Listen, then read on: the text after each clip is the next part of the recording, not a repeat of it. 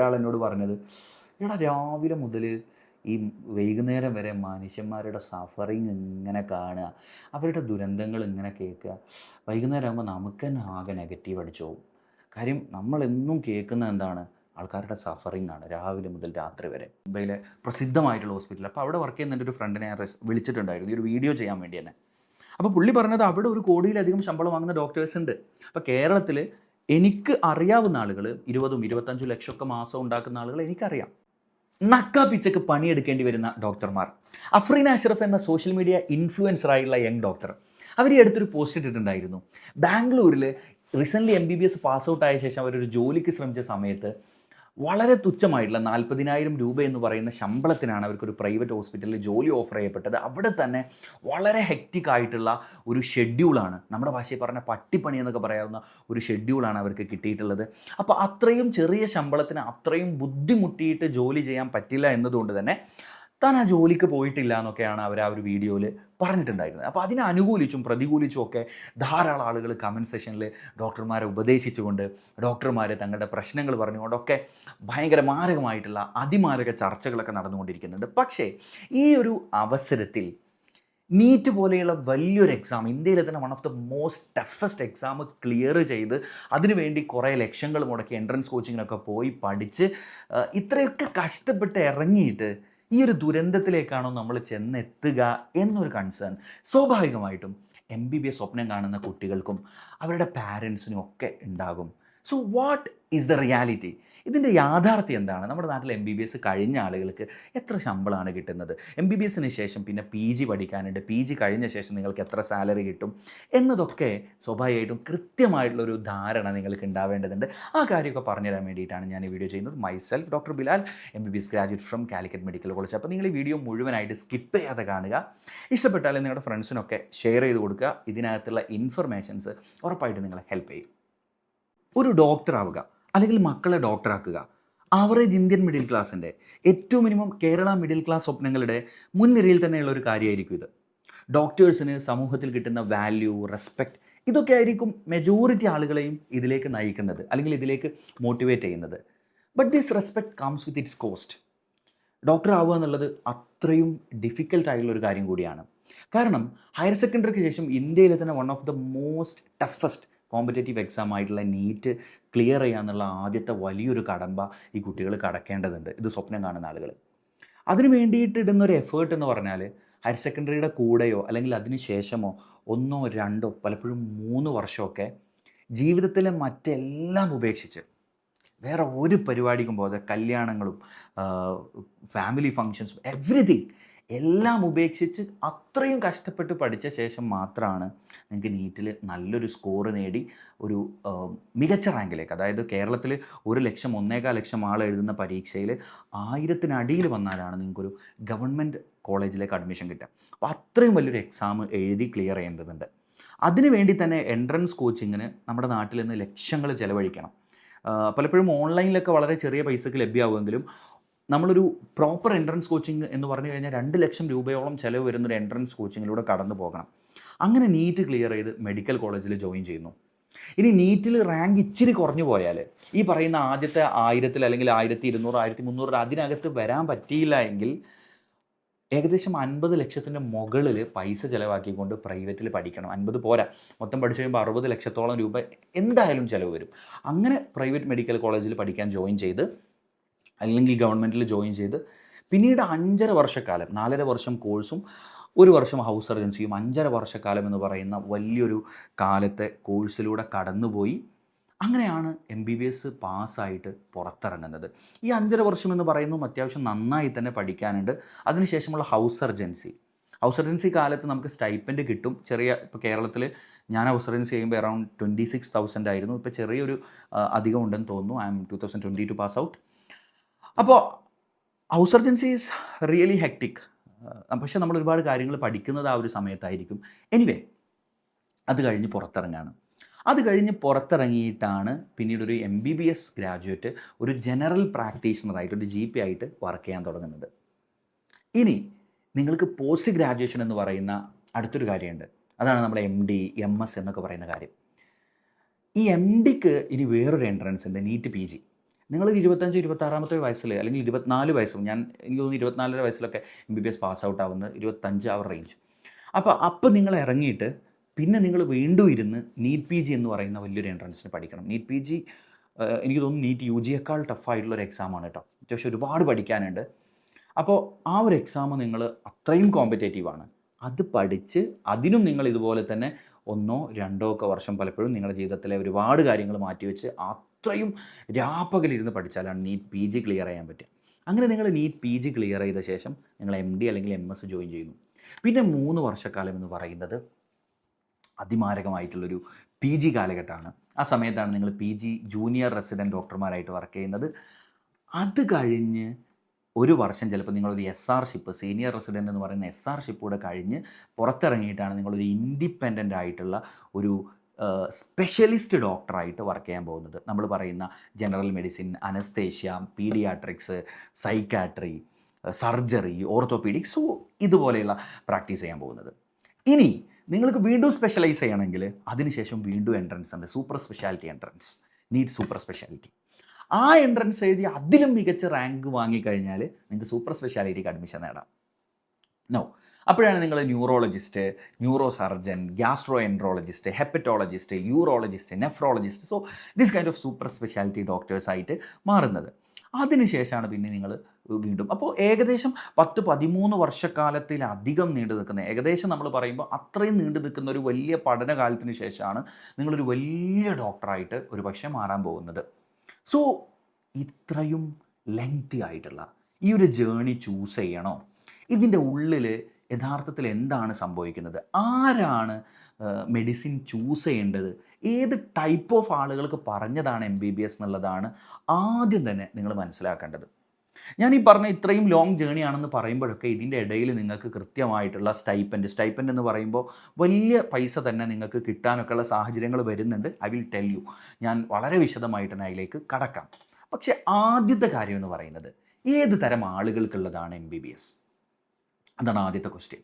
ഞാൻ പറയുന്നത്, നിങ്ങൾ മെഡിസിനോട് പാഷനേറ്റ് ആയിട്ടുള്ള ആളുകളാണെങ്കിൽ, ഞാൻ ഈ വീഡിയോ ചെയ്യുന്നതിന് മുമ്പ് എൻ്റെ ഒരുപാട് ഫ്രണ്ട്സിന്, കാര്യം അഫ്രീന അഷ്റഫിൻ്റെ വീഡിയോ കണ്ട പലരും ഒരുപക്ഷെ തെറ്റിദ്ധാരണ 40,000 രൂപയാണ് ഒരു MBBS ഗ്രാജുവേറ്റിന് കിട്ടുക. അല്ല, കേരളത്തിൽ MBBS മാത്രം പാസ് ഔട്ടായി ഇപ്പോൾ ഒരു ഫ്രഷറായിട്ട് നിങ്ങൾ ഈ വർഷം MBBS പാസ് ഔട്ടായി ഇറങ്ങിയാലും നിങ്ങൾക്ക് മാസം 90,000 രൂപ ഉണ്ടാക്കാനുള്ള സ്കീം കേരളത്തിലുണ്ട്. കേരളത്തിലെ പ്രൈവറ്റ് ക്ലിനിക്കുകളിൽ നിങ്ങൾ വർക്ക് ചെയ്യാൻ തയ്യാറാവുകയാണെങ്കിൽ നിങ്ങൾക്ക് ആ ഒരു റേഞ്ച് വരെ കിട്ടാം. നിങ്ങൾക്കൊരു 70,000 to 90,000 ഈസിലി നിങ്ങൾക്ക് ഉണ്ടാക്കാൻ പറ്റും. ഓക്കെ, അപ്പോൾ ആ പറഞ്ഞതിൽ കേരളത്തിലെ സാഹചര്യത്തിലും അതുപോലെ തന്നെ അവരൊരു ബാംഗ്ലൂരിലെ കാര്യം മാത്രമാണ് അവർ പറഞ്ഞത്. ഇന്ത്യയിലെ എല്ലാ സ്ഥലത്തും അങ്ങനെയല്ല, ആ ഒരു കാര്യം ഞാൻ പറയാം. ബട്ട് സ്റ്റിൽ ആരാണ് MBBS ചൂസ് ചെയ്യേണ്ടതെന്ന് വെച്ചാൽ ഞാൻ പറയുന്നത്, ഒന്ന് മെഡിസിൻ പഠിക്കാൻ, മനുഷ്യ ശരീരത്തെക്കുറിച്ച് പഠിക്കാൻ, അതുപോലെ തന്നെ അക്കാദമിക്സിൽ മൊത്തത്തിൽ പഠനം, നോളജ് ഗെയിൻ ചെയ്യുക, അതിലൊരു ഹാപ്പിനെസ്, പുതിയ പുതിയ കാര്യങ്ങൾ അക്വയർ ചെയ്യുന്നതിൽ ഹാപ്പിനെസ്, അങ്ങനത്തെ ഒരുപാട് ആളുകളുണ്ട്. എൻ്റെ മെഡിക്കൽ കോളേജിലുള്ള, എൻ്റെ ബാച്ചിലുള്ള ധാരാളം ഫ്രണ്ട്സിനെ എനിക്കറിയാം. അപ്പോൾ ആ ഒരു ടൈപ്പ് ഓഫ് ആളുകൾക്ക്, മെഡിക്കൽ കോളേജിൽ എല്ലാവരും ഇങ്ങനെയാണെന്നല്ല ഞാൻ പറഞ്ഞു, പക്ഷേ മെജോറിറ്റിയും കണ്ടുള്ള അങ്ങനെ. അപ്പോൾ ആ ഒരു ടൈപ്പ് ഓഫ് ആളുകൾക്ക് പറ്റിയ ഒന്നാണിത്. രണ്ടാമത്, ആളുകളോട് എമ്പതറ്റിക് ആയിട്ടുള്ള, മനുഷ്യന്മാരുടെ ഫീലിങ്ങുകൾ, അവരുടെ രോഗങ്ങൾ മാറ്റിക്കൊടുക്കുക, അല്ലെങ്കിൽ അവരുടെ സഫറിങ്ങിൽ അവരുടെ കൂടെ നിൽക്കുക, അങ്ങനത്തെ താല്പര്യമുള്ള ആളുകൾ. അപ്പോൾ ഈ 2 തരം ആളുകൾക്ക് പറ്റിയൊരു പരിപാടിയാണിത്. ഇപ്പോൾ ചില ആളുകൾ ഇപ്പോൾ പോസ്റ്റ് ഗ്രാജുവേഷനൊക്കെ കഴിഞ്ഞ് വർക്ക് ചെയ്യുന്ന 2, 3, 4, 5 വർഷമൊക്കെ ആയിട്ട് വർക്ക് ചെയ്യുന്ന ആളുകൾ, ഒരാൾ എന്നോട് പറഞ്ഞത്, എടാ രാവിലെ മുതൽ ഈ വൈകുന്നേരം വരെ മനുഷ്യന്മാരുടെ സഫറിങ് ഇങ്ങനെ കാണുക, അവരുടെ ദുരന്തങ്ങൾ ഇങ്ങനെ കേൾക്കുക, വൈകുന്നേരം ആകുമ്പോൾ നമുക്ക് തന്നെ ആകെ നെഗറ്റീവ് അടിച്ചു പോകും. കാര്യം നമ്മളെന്നും കേൾക്കുന്നത് എന്താണ്? ആൾക്കാരുടെ സഫറിങ് ആണ് രാവിലെ മുതൽ രാത്രി വരെ. അപ്പോൾ ഒരു സെറ്റ് ഓഫ് ആളുകൾക്ക് ആ ഒരു ഫീലിംഗ് ആയിരിക്കും. എന്നാൽ അപ്പുറത്തൊരു സൈഡിലേക്ക് പോകുമ്പോൾ എത്ര പേഷ്യൻസിനെ കണ്ടാലും മതി വരാത്ത ആൾക്കാർ, 2 കാരണം കൊണ്ട്. ഒന്ന്, ഈ ആളുകളുടെ സഫറിങ്ങിൽ അവരുടെ കൂടെ നിൽക്കുമ്പോൾ അതിലൊരു ഇപ്പോൾ ചില ആൾക്കാരുണ്ടാവില്ലേ, ആളുകളെ സഹായിക്കുന്നതിൽ ഒരു ഭയങ്കര വൈബ് കിട്ടുന്ന, അപ്പോൾ ആ ഒരു ടൈപ്പ് ഓഫ് ആളുകൾ. രണ്ടാമത്തെ, എന്താ പറയുക, പുതിയ പുതിയ കേസുകൾ കാണുമ്പോൾ, പുതിയ രോഗങ്ങൾ ഡയഗ്നോസ് ചെയ്യുമ്പോൾ, അതിൻ്റെ കാര്യങ്ങൾ പഠിക്കുമ്പോൾ അതിൽ ഹാപ്പിനെസ് കിട്ടുന്ന ആളുകൾ. സോ ലുക്ക്, ഞാൻ പറഞ്ഞു വന്നത്, ഈ 2 കാറ്റഗറിയിൽപ്പെട്ട ആളുകൾക്കാണ് മെഡിസിൻ എടുക്കുന്നത്, അല്ലെങ്കിൽ MBBS എന്ന് പറയുന്ന ഒരു കോഴ്സിന് പോകുക എന്നുള്ളത് ബെനഫിഷ്യൽ ആവുക. പൈസ നോക്കിയിട്ട് MBBS ചൂസ് ചെയ്യാൻ പറ്റുമോ എന്നുള്ളതാണ് ഇനി അടുത്ത ക്വസ്റ്റ്യൻ. ഇപ്പോൾ എൻ്റെ ധീരുഭായ് അംബാനി കോകിലാബൻ ഹോസ്പിറ്റൽ എന്ന് പറയുന്ന മുംബൈയിലെ പ്രസിദ്ധമായിട്ടുള്ള ഹോസ്പിറ്റൽ, അപ്പോൾ അവിടെ വർക്ക് ചെയ്യുന്ന എൻ്റെ ഒരു ഫ്രണ്ടിനെ ഞാൻ വിളിച്ചിട്ടുണ്ടായിരുന്നു ഈ ഒരു വീഡിയോ ചെയ്യാൻ വേണ്ടി തന്നെ. അപ്പോൾ പുള്ളി പറഞ്ഞത് അവിടെ 1 കോടിയിലധികം ശമ്പളം വാങ്ങുന്ന ഡോക്ടേഴ്സ് ഉണ്ട്. അപ്പോൾ കേരളത്തിൽ എനിക്ക് അറിയാവുന്ന ആളുകൾ 20-25 ലക്ഷമൊക്കെ മാസം ഉണ്ടാക്കുന്ന ആളുകൾ എനിക്കറിയാം. സോ നിങ്ങൾക്ക് പൈസ ഉണ്ടാക്കാം ഈ ഫീൽഡിൽ നിന്ന്, ബട്ട് ഇറ്റ് ടേക്ക് ടൈം. നിങ്ങൾ എത്രത്തോളം എക്സ്പേർട്ടുകളായിട്ട് മാറുന്നോ അതിനനുസരിച്ചാണ് നിങ്ങൾക്ക് പൈസ ഉണ്ടാക്കാനുള്ള സാധ്യത കൂടി വരിക എന്നുള്ളത്.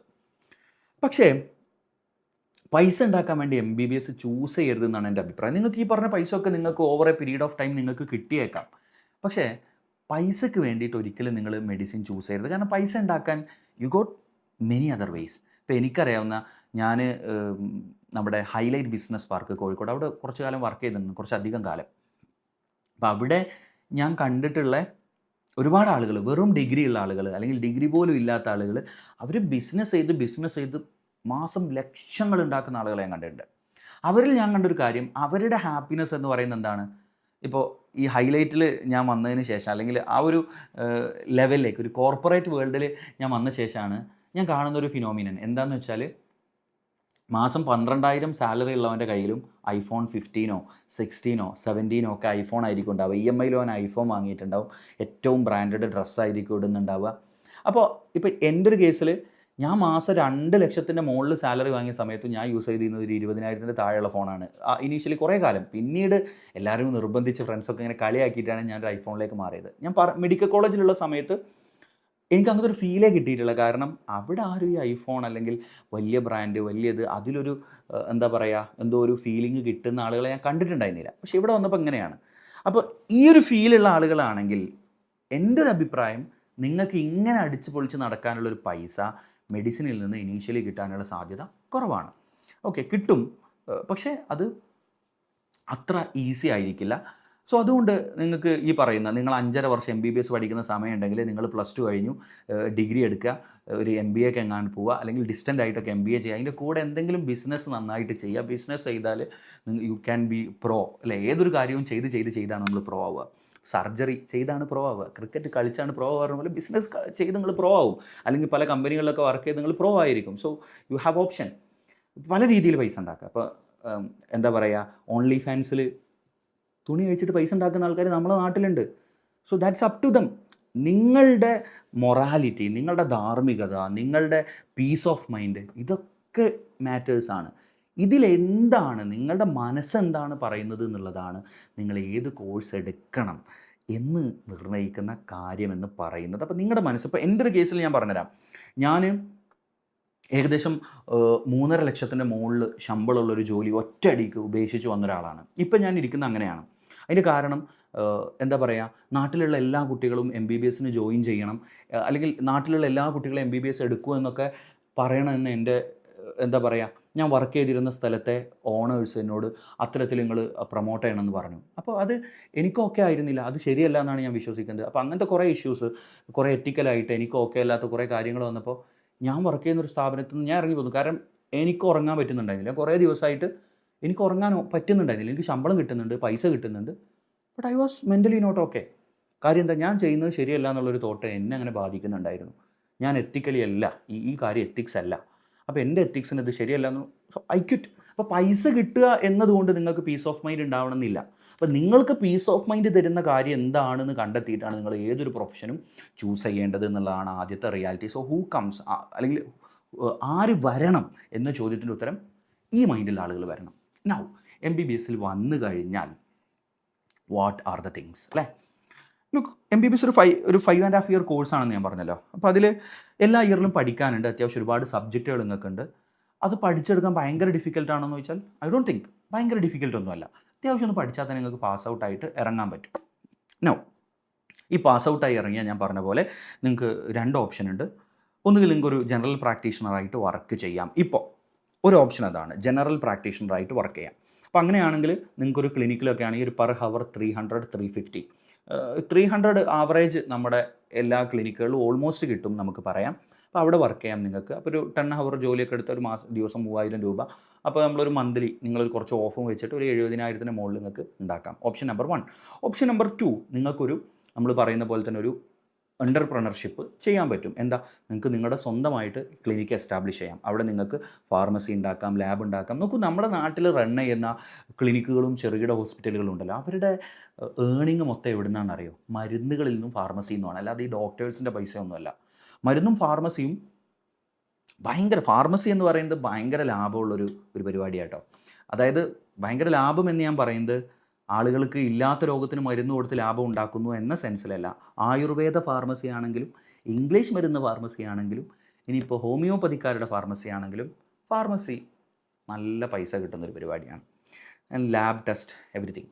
അപ്പോൾ അതെല്ലാം നിങ്ങൾക്ക് സ്വന്തമായിട്ട് ചെയ്തുകൊണ്ട് നിങ്ങൾക്കൊരു എൻ്റർപ്രണർഷിപ്പ് തുടങ്ങാൻ പറ്റും. ഇപ്പോൾ എഞ്ചിനീയേഴ്സൊക്കെ പല സ്ഥലത്തും അവരുടേതായിട്ട് തുടങ്ങുന്ന പോലെ സോ യു ക്യാൻ ഏൺ. ഇപ്പോൾ എനിക്കറിയാവുന്ന അങ്ങനെ വർക്ക് ചെയ്യുന്ന എൻ്റെ ഫ്രണ്ട്സ് ഉണ്ട്, സ്വന്തമായിട്ട് തുടങ്ങിയവർ, MBBS കഴിഞ്ഞ് PG ക്കൊന്നും പോകാതെ സ്വന്തമായിട്ട് ഇങ്ങനെ തുടങ്ങിയവർ.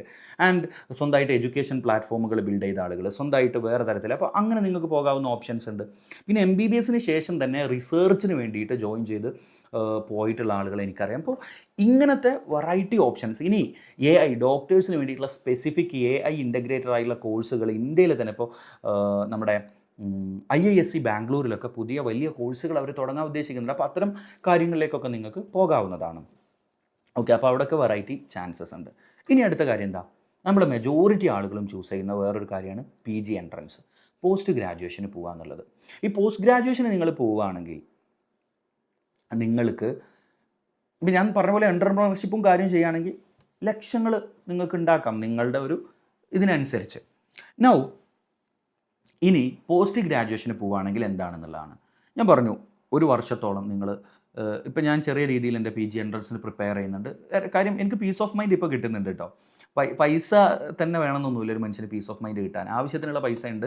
പിന്നെ നമ്മുടെ പാഷനാണ് നമ്മൾ പിന്തുടരുന്നതെങ്കിൽ you get peace of mind. We also need money and also passion and നമ്മുടെ എത്തിക്സ്, നമ്മുടെ മൊറാലിറ്റി ഒക്കെ നമ്മുടെ പീസ് ഓഫ് മൈൻഡിൽ ഇമ്പോർട്ടൻ്റ് ആണ്. നോ ലുക്ക്, നമ്മൾ PG എൻട്രൻസിന് പോവുകയാണെങ്കിൽ ഈ പറയുന്ന ഒരു വർഷം അല്ലെങ്കിൽ 2 വർഷമൊക്കെ നമ്മൾ ചിലപ്പോൾ ഈ ഒരു പരീക്ഷയാണ്, ഒരു കോമ്പറ്റേറ്റീവ് എക്സാമാണ്.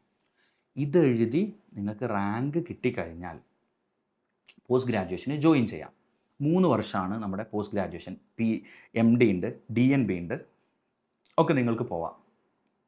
അങ്ങനെ പോവുകയാണെങ്കിൽ കേരളത്തിൽ ഒരു 55,000 മുകളിൽ, ഒരു 60,000 താഴെയാണ് കേരളത്തിൽ നിങ്ങളത് പഠിച്ചുകൊണ്ടിരിക്കുമ്പോൾ നിങ്ങൾക്ക് സ്റ്റൈപ്പൻഡ് കിട്ടുക. തമിഴ്നാട്ടിലും സ്റ്റൈപ്പൻഡ് കുറവാണ്. ഇത് പഠിച്ചുകൊണ്ടിരിക്കുമ്പോൾ സ്റ്റൈപ്പൻഡ് കിട്ടും. പഠിച്ചുകൊണ്ടിരിക്കുമ്പോൾ തന്നെ നിങ്ങൾക്ക് PG പഠിച്ചുകൊണ്ടിരിക്കുമ്പോൾ മന്ത്ലി ഒരു 55,000 റേഞ്ചിൽ കിട്ടും. അത് കേരളത്തിലും തമിഴ്നാട്ടിലുമാണ്. പക്ഷേ അതേ സമയത്ത് നമ്മൾ നോർത്തിലേക്കൊക്കെ പോയി കഴിഞ്ഞാൽ സ്റ്റൈപ്പൻഡ് വളരെ കൂടുതൽ. ഇപ്പോൾ ഡൽഹിയിലൊക്കെ 1 ലക്ഷം 1 ലക്ഷത്തിന് മുകളിലാണ് സ്റ്റൈപ്പൻഡ്. ഡൽഹിയിൽ, മുംബൈയിൽ.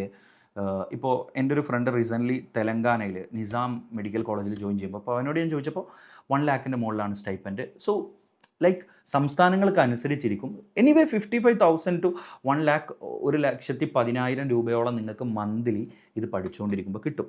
അപ്പോൾ നിങ്ങൾ അവിടെ പഠിക്കുക മാത്രമല്ല കേട്ടോ, നിങ്ങൾ ഡോക്ടറായിട്ട് വർക്ക് ചെയ്യാൻ കൂടെ ചെയ്യുന്നുണ്ട് അവിടെ. അത് നിങ്ങൾ വർക്ക് ചെയ്യുക, ശരിക്കും അതൊരു വർക്കാണ്. വർക്ക് ചെയ്താണ് നിങ്ങൾ പഠിക്കുന്നത്. That's it. അപ്പോൾ അതാണ് പോസ്റ്റ് ഗ്രാജുവേഷൻ്റെ സമയത്ത്. ഇനി പോസ്റ്റ് ഗ്രാജുവേഷൻ കഴിഞ്ഞ് പുറത്തിറങ്ങി കഴിഞ്ഞാലുള്ള സാലറി എങ്ങനെയാണ്? That depends on your branch and expertise. നിങ്ങൾ ഇപ്പോൾ നമ്മുടെ നാട്ടിൽ ജനറൽ മെഡിസിൻ, പീഡിയാട്രിക്സ് ഇതൊക്കെ കഴിഞ്ഞ് പുറത്തിറങ്ങി കഴിഞ്ഞാൽ നമ്മുടെ കോഴിക്കോട് ടൗണിലൊക്കെ ആണെങ്കിൽ, നമ്മുടെ അറിയാവുന്ന കാര്യങ്ങൾ വെച്ച് ഞാൻ കൃത്യമായിട്ട് പറഞ്ഞുതരാം. കോഴിക്കോട് ടൗണിലൊക്കെ ആണെങ്കിൽ സാലറി കുറവാണ്. ഇപ്പോൾ നിങ്ങളൊരു പോസ്റ്റ് ഗ്രാജുവേഷൻ കഴിഞ്ഞിറങ്ങിയാൽ നിങ്ങൾക്കൊരു 1 lakh റേഞ്ചിലെ സാലറി കിട്ടുള്ളൂ. ഓക്കെ, കഴിഞ്ഞിറങ്ങിയ ഉടനായിട്ട് ഒരു ഫ്രഷർക്ക് 1 lakh റേഞ്ചിലൊക്കെ സാലറി കിട്ടുക. പക്ഷേ അതേ സമയത്ത് നിങ്ങൾ കുറച്ചുകൂടെ ഇപ്പോൾ മലപ്പുറത്തേക്ക് വരിക അല്ലെങ്കിൽ പാലക്കാട്ടേക്ക് പോവുക, ഇങ്ങനെ ഒരു ഉള്ളിലേക്ക് പോകുന്നതിനനുസരിച്ച് നിങ്ങളുടെ സാലറി കൂടി വരും. ഇപ്പോൾ 1.5 ലക്ഷം 2 ലക്ഷം. എനിക്കറിയാവുന്ന പോസ്റ്റ് ഗ്രാജുവേഷൻ കഴിഞ്ഞ ഉടനെ ഒരു വിത്തിൻ 1 year മാസം 3-3.5 ഉണ്ടാക്കുന്ന ആളുകളെ എനിക്കറിയാം. സോ ഞാൻ പറഞ്ഞു, that depends on your expertise and your capabilities. അത് ഭയങ്കര ഇമ്പോർട്ടൻ്റ് ആണ്. ആൻഡ് ഓൾസോ യുവർ ഫീൽഡ്, നിങ്ങൾക്ക് ഏതിലാണ് പോസ്റ്റ് ഗ്രാജുവേഷൻ കിട്ടിയത് എന്നുള്ളത് ഡിപ്പെൻഡ് ചെയ്യും. സോ ആ ഒരു എമൗണ്ട് ഉണ്ടാക്കാൻ പറ്റും. ഞാൻ പൈസയുടെ മാത്രം കേസാട്ടോ പറയുന്നത്. ഇനി ഇതേപോലെ തന്നെ ഞാൻ പറഞ്ഞ പോലെ പോസ്റ്റ് ഗ്രാജുവേഷനും കഴിഞ്ഞ് 80,000 മാത്രം വർക്ക് ചെയ്യുന്ന ആളുകളും ഉണ്ട്. So that's up to you and your expertise. ഇനി സൂപ്പർ സ്പെഷ്യാലിറ്റി പഠിച്ചുകൊണ്ടിരിക്കുമ്പോൾ നിങ്ങളുടെ സ്റ്റൈപ്പൻഡ് റേഞ്ച് ഏകദേശം ഈ ഒരു റേഞ്ചിൽ തന്നെയാണ് പോവുക. കുറച്ചുകൂടെ ഒരു മാറ്റം ഉണ്ടാവും. ആൻഡ് സൂപ്പർ സ്പെഷ്യാലിറ്റി കഴിഞ്ഞിറങ്ങിക്കഴിഞ്ഞാൽ ഞാൻ പറഞ്ഞ പോലെ ഒരു 1.5 ലക്ഷം മുതൽ ഏറ്റവും മിനിമം ഒരു ഫ്രഷറിന് സ്റ്റാർട്ട് ചെയ്തിട്ട് പിന്നെ നിങ്ങൾക്ക് അങ്ങോട്ട് ലക്ഷങ്ങളിലേക്ക് കയറാൻ പറ്റും. ഇപ്പോൾ PG വെറും സൂപ്പർ സ്പെഷ്യാലിറ്റി ഇല്ലാതെ പോസ്റ്റ് ഗ്രാജുവേഷൻ മാത്രം കഴിഞ്ഞ ആളുകൾ ഒരു 10 കൊല്ലമൊക്കെ എക്സ്പീരിയൻസ് ആയിട്ടുള്ള ആളുകൾ ഞാൻ പറഞ്ഞല്ലോ മാസം നല്ല പൈസ ഉണ്ടാക്കുന്ന ആളുകളെ എനിക്കറിയാം. അപ്പോൾ ഇതൊരു ഫിനാൻഷ്യൽ ലെവലിൽ ഇപ്പം നിലനിൽക്കുന്നൊരു ഫിനാൻഷ്യൽ കാര്യമാണ് ഞാൻ പറയുന്നത്. പക്ഷേ ഇതിനകത്തെ ചില സ്ട്രഗിളുകൾ കൂടെ പറയേണ്ടതുണ്ട്. നോക്കൂ, നിങ്ങളൊരു 25 വയസ്സിൽ MBBS പാസ് ഔട്ട് ആവുന്നു.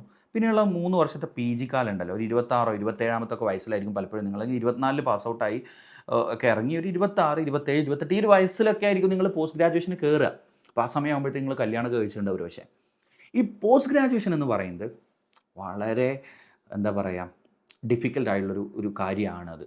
കാരണം എന്താ വെച്ചാൽ നമ്മുടെ നാട്ടിലുള്ള ഒരു ഹെയറാർക്കി, നമ്മുടെ നാട്ടിലെ സിസ്റ്റം, ഈ സിസ്റ്റത്തിനകത്ത് ഭയങ്കര പ്രശ്നങ്ങളുണ്ട്. നിങ്ങൾ ഒരുപാട് ജോബ് പ്രഷർ, ഉറക്കമില്ലായ്മ, സ്ട്രെസ്സൊക്കെ ഒരു പരിധി വരെ നിങ്ങൾ ഒരു പക്ഷേ നേരിടേണ്ടി വരും. ഡിപ്പെൻഡിങ് നിങ്ങൾ ഏത് PG എടുക്കുന്നത്, ഏത് കോളേജിലാണ് ജോയിൻ ചെയ്യുന്നതൊക്കെ അനുസരിച്ച് കുറേ പ്രശ്നങ്ങൾ അതിനകത്തുണ്ട്, കുറേ ഹാർഡ്ഷിപ്പുകളുണ്ട്. Look, everything have hardship. അതേ കാര്യം മെഡിസിനിലും ഉണ്ട് നിങ്ങൾ പോസ്റ്റ് ഗ്രാജുവേഷൻ പഠിക്കുന്ന സമയത്ത്. പിന്നെ അത് പഠിച്ചിറങ്ങിക്കഴിഞ്ഞാലും അപ്പോൾ ഈ ഒരു കാര്യമാണ് ഇതിനകത്ത് വരുന്നതെന്ന് പറയുന്നത്. ഇനി അടുത്ത കാര്യം, നമ്മൾ ഡോക്ടേഴ്സിൻ്റെ ഇടയിലൊക്കെ ഞങ്ങൾ പലപ്പോഴും പറയാറുണ്ട്, ഈ നീറ്റ് കിട്ടാൻ വേണ്ടിയിട്ടൊക്കെ ഉള്ള ഒരു എഫേർട്ട് ഉണ്ടല്ലോ, ഈ ഒരു എഫേർട്ട് നമ്മൾ ഇട്ടിരുന്നെങ്കിൽ നമുക്കൊരു പക്ഷേ JEE-ലൊക്കെ നല്ല റാങ്ക് അടിച്ച് IIT-യിൽ ജോയിൻ ചെയ്യാമായിരുന്നു. IIT-ലൊക്കെ പ്രത്യേകത, അത് കഴിഞ്ഞ് ഇറങ്ങിയാൽ ഉടനെ ലക്ഷങ്ങൾ സാലറി കിട്ടുന്ന ജോബിലേക്ക് നമ്മൾ എത്തിപ്പെടുമായിരുന്നു. അപ്പോൾ നമ്മൾ ഈ ഒരു MBBS ചൂസ് ചെയ്തിട്ട് പിന്നെ ഇതിനകത്ത് നമ്മളങ്ങ് ട്രാപ്പായി പോയതാണെന്ന് പറയാറുണ്ട്. ഞാനും കുറേ കാലം ഇത് വിശ്വസിച്ചിട്ടുണ്ടായിരുന്നു, until I reach corporate world. അങ്ങനെ പറയാൻ കാരണം അവിടെ എത്തിയപ്പോൾ ഞാൻ ഒരുപാട് IITians-നെ പരിചയപ്പെട്ടു. ഒരുപാട് IIT മദ്രാസ് എന്നൊക്കെ പാസ് ഔട്ടായി വന്ന ആളുകൾ. അപ്പോൾ മാത്രമാണ് ഞാൻ മനസ്സിലാക്കുന്നത് IIT-യിൽ കയറി എന്നുള്ളത് കൊണ്ട് നിങ്ങൾക്കൊരിക്കലും ലക്ഷങ്ങൾ ശമ്പളം കിട്ടൂല. IIT ഇപ്പോൾ NIT-ന്ന് ഇറങ്ങിയിട്ട് മാസം 15,000-ന് ശമ്പളം വാങ്ങി പണിയെടുക്കുന്ന ആൾക്കാരെ എനിക്ക് നേരിട്ടറിയാം എൻ്റെ ഫ്രണ്ട്സിൻ്റെ ഇടയിൽ. സോ ഒരു ഇനീഷ്യൽ സാലറി 15,000-ൻ്റെ താഴെ വാങ്ങി കുറേ കാലം എന്താ പറയുക ഒരു വർഷത്തോളം പണിയെടുത്തുകൊണ്ടിരിക്കുന്ന ആൾക്കാരെ എനിക്കറിയാം. സോ IIT NIT ഇവിടുത്തെ ഒരു പ്രത്യേകത, IIT-യെക്കുറിച്ച് തന്നെ ഞാൻ പറയാം. നിങ്ങളവിടെ കയറി എന്നുള്ളത് കൊണ്ട് നിങ്ങൾക്ക് ലക്ഷങ്ങൾ സാലറിയുള്ള ജോബ് കിട്ടൂല. നമ്മൾ പലപ്പോഴും കേൾക്കാറുണ്ടാവും IIT-യിൽ നിന്ന് മാസം 10 ലക്ഷം ശമ്പളം, വർഷത്തിൽ 1 കോടിയുള്ള ആളുകൾ ജോലിക്ക് കയറിപ്പോയി, വർഷം 1.5 കോടി ശമ്പളത്തിന് ആൾ ജോലിക്ക് കയറിപ്പോയി. ഇതൊക്കെ ഒരു ബാച്ചിൽ 1-2 ആളുകൾ മാത്രമാണ് ഉണ്ടാവുക. മെജോറിറ്റിയും ഇതൊന്നും കിട്ടാത്ത ആളുകളാണ്. മെജോറിറ്റിയും 1 ലക്ഷം 1.5 ലക്ഷത്തിനൊക്കെ പണിക്ക് കയറേണ്ടി വരുന്ന ആളുകളാണ് പലപ്പോഴും. അതിൻ്റെ കാരണം IIT-യിൽ കമ്പനികൾ നിങ്ങളെ ഹയർ ചെയ്യാൻ വരുമ്പോൾ പ്രധാനമായിട്ടും നിങ്ങളുടെ പ്രൊഫൈൽ നോക്കും, നിങ്ങളുടെ GPA നോക്കും. NIT-കളിലൊക്കെ അങ്ങനെയാണ്. അവരൊരു പ്രത്യേക GPA-യുടെ മുകളിൽ, GPA എന്ന് പറഞ്ഞാൽ നിങ്ങളുടെ ഗ്രേഡ്, നിങ്ങൾ ഓരോ സെമസ്റ്ററിലും വാങ്ങിയ മാർക്ക്. അപ്പോൾ ഹൈ മാർക്കുള്ള GPA 8-ൻ്റെ മുകളിലുള്ള ആളുകൾ, GPA 8.5-ന് മുകളിലുള്ള ആളുകൾ മാത്രം വന്നാൽ മതി എന്നൊക്കെ പറയും. അപ്പോൾ അവർ മാത്രമാണ് ഹയർ പ്ലേസ്മെൻറ്റ് കിട്ടുന്നത്. അപ്പോൾ IIT-യിൽ എത്തി എന്നതുകൊണ്ട് നിങ്ങൾക്ക് ഒരിക്കലും കിട്ടൂല.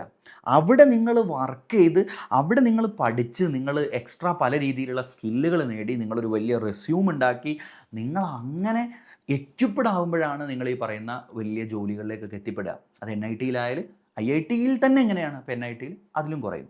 എന്നാൽ ഇതേ കാര്യം നമ്മൾ MBBS-ലേക്കും ഇനി അങ്ങോട്ട് അപ്ലൈ ചെയ്യണം. നമ്മൾ നീറ്റിൽ റാങ്ക് അടിച്ചു, ഫൈൻ. MBBS-ൽ ജോയിൻ ചെയ്തു, ഫൈൻ. അവിടെ നമ്മൾ ജസ്റ്റ് തട്ടിക്കൂട്ടി പാസ്സായാൽ ഇനിയുള്ള കാലത്ത് ഒരു പക്ഷേ നമുക്ക് നല്ല സാലറിക്ക് ജോബ് ചെയ്യാൻ പറ്റില്ല. We should be competent. We need to be competent. ഏറ്റവും കോമ്പീറ്റൻ്റ് ആയുള്ള ആളുകൾ മാത്രമേ ഇനി അങ്ങോട്ട് സർവൈവ് ചെയ്യുള്ളൂ, ത്രൈവ് ചെയ്യുള്ളൂ ഇൻ എനി ഫീൽഡ്. സോ നമ്മൾ മെഡിക്കൽ കോളേജിൽ കയറിയതിന് ശേഷം നമ്മൾ അപ്പം മുതലേ പോസ്റ്റ് ഗ്രാജുവേഷൻ എൻട്രൻസിനാണോ പ്ലാബിനാണോ, ഇപ്പോൾ നിങ്ങൾ USMLE ഒക്കെ കിട്ടാൻ നല്ല പണിയാണ്, പൈസയും വേണം കേട്ടോ. നല്ല പൈസയുള്ള ആളുകൾക്ക് USMLE ഒക്കെ നോക്കാൻ പറ്റുള്ളൂ, കാരണം പൈസ നല്ല ആവശ്യമാണ്. അപ്പോൾ നിങ്ങൾ അങ്ങനത്തെ ഒക്കെ പ്ലാൻ ആണെങ്കിൽ നിങ്ങൾ MBBS-ൻ്റെ കൂടെ തന്നെ അതൊക്കെ പ്ലാൻ ചെയ്ത് പഠിച്ചു പോയാൽ നിങ്ങൾക്ക് പറയുന്ന ലക്ഷങ്ങൾ കോടികളൊക്കെ ശമ്പളത്തിലേക്ക് ഈസിലി വരാൻ പറ്റും. ഇറ്റ്സ് നോട്ട് ദാറ്റ് ഈസി, പക്ഷേ നിങ്ങൾക്ക് എത്താൻ പറ്റും നിങ്ങൾ മെഡിക്കൽ കോളേജിൽ എത്തിയിട്ട് വർക്ക് ചെയ്താൽ. ആൻഡ് ദെൻ നിങ്ങൾ MBBS കഴിഞ്ഞ് മാസം 40,000 സാലറിക്ക് പോകേണ്ടി വരില്ല. നിങ്ങൾ കുറച്ചു കാലം മാസം 40,000 സാലറിയോ അല്ലെങ്കിൽ 50,000 60,000 വർക്ക് ചെയ്തിട്ട് നിങ്ങൾ കുറച്ച് പൈസ ഉണ്ടാക്കുക. എന്നിട്ടൊരു 1 ഇയർ നിങ്ങൾ ചത്ത് പഠിക്കുക PG എൻട്രൻസിന്. നിങ്ങൾ PG എൻട്രൻസിൽ നല്ല റാങ്ക് വാങ്ങിക്കഴിഞ്ഞാൽ നിങ്ങൾക്ക് നല്ലൊരു മെഡിക്കൽ കോളേജ് നിങ്ങൾക്ക് അവിടെ എത്തിപ്പെട്ട് നിങ്ങൾക്ക് ഇപ്പോൾ ഇന്ത്യയിലെ ഞാൻ പറഞ്ഞല്ലോ ചില സ്റ്റേറ്റിലൊക്കെ 1 ലക്ഷത്തോളം സ്റ്റൈപ്പൻഡുള്ള സ്ഥലങ്ങളുണ്ട്. അവിടെ പോയി നിങ്ങൾക്ക് PG പഠിക്കാം. അതിനുശേഷം നിങ്ങൾക്ക് അടുത്ത കോമ്പീറ്റൻ്റ് ആയിട്ടുള്ളൊരു കാര്യത്തിലേക്ക് പോകാം. അപ്പം നിങ്ങൾ കോമ്പീറ്റൻ്റ് ആണെങ്കിൽ നിങ്ങൾക്ക് സർവൈവ് ചെയ്യാൻ പറ്റുള്ളൂ. ഇത് MBBSൻ്റെ മാത്രം കാര്യമല്ല. നമ്മൾ ഡോക്ടേഴ്സ് നമ്മുടെ ലെവലിൽ നിന്ന് സംസാരിക്കുമ്പോൾ നമ്മൾ ഭയങ്കര effort, I am admitting that നമ്മൾ നല്ല എഫേർട്ട് ഇടുന്നുണ്ട്. നമ്മൾ ഉറക്കമൊഴിക്കുന്നുണ്ട്, നമ്മൾ ഉറക്കമില്ലാണ്ട് പണിയെടുക്കുന്നുണ്ട്. ഇപ്പോൾ PG ഒക്കെ ചെയ്യുമ്പോൾ സർജറി ഓർത്തോ ഒക്കെ PG ചെയ്യുന്ന ആളുകൾ എനിക്കറിയാം, ദിവസങ്ങളോളം പ്രോപ്പറായിട്ട് ഓരോ ഉറക്കവും ഇല്ലാതെ, ഫസ്റ്റ് ഇയർ സർജറി ഒക്കെ ചെയ്യുന്ന ആളുകൾ ഉറക്കില്ലാതെ ദിവസങ്ങളോളം പോയിട്ട് ഒന്ന് ഉറങ്ങാൻ കൊതിക്കുന്ന ആളുകളെ ഞാൻ കണ്ടിട്ടുണ്ട്. It's difficult. നമ്മളെ സൈന്യത്തിലും എല്ലായിടത്തും ജോയിൻ ചെയ്യുന്ന ആളുകൾക്കൊക്കെ ഇത്തരം കുറേ ഡിഫിക്കൽട്ടീസ് ഉണ്ട്. എല്ലാവർക്കും അവരുടേതായ ഡിഫിക്കൽട്ടീസ് ഉണ്ട്. നമ്മളത് കുറച്ച് അധികം ഉണ്ട്, ഐ എം അഡ്മിറ്റിംഗ് ദാറ്റ്. പക്ഷേ അതിനെ തരണം ചെയ്ത് വരുന്ന ആളുകളെ ഇനി അങ്ങോട്ട് സർവൈവ് ചെയ്യുള്ളൂ. സോ നമ്മൾ പരാതി പറഞ്ഞിരുന്നത് കൊണ്ട് ഒരു കാര്യമില്ല. We need to be competent. നമ്മൾ നമ്മുടേതായിട്ടുള്ള വഴി വെട്ടിയാൽ മാത്രമേ ഇൻ എനി ഫീൽഡ് നമുക്ക് സർവൈവ് ചെയ്യാൻ പറ്റുള്ളൂ എന്നുള്ളതാണ് റിയാലിറ്റി.